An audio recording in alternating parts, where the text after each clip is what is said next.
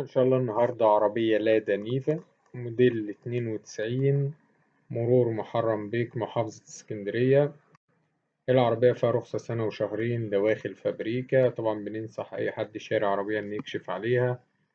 العربية فيها بطارية جديدة، كاوتش جديد. السعر إن شاء الله المطلوب 59,000 جنيه نهائي. رقم التليفون هيظهر قدامكم على الشاشة. تاريخ العرض 8/11/2023.